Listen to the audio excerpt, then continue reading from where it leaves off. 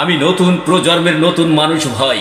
আমার কাছে কোনো চেতনা বিক্রি করতে এসো না। তাই আমি 2024-এর গণ অভ্যুত্থান দেখেছি। আমি দেখেছি সেই গণ অভ্যুত্থানে কীভাবে স্কুল কলেজ বিশ্ববিদ্যালয় পড়ুয়া শিক্ষার্থীরা সম্মিলিতভাবে এক স্বৈরাচারের বিদায় ঘটিয়ে সেই গণ অভ্যুত্থানকে সফল করেছে।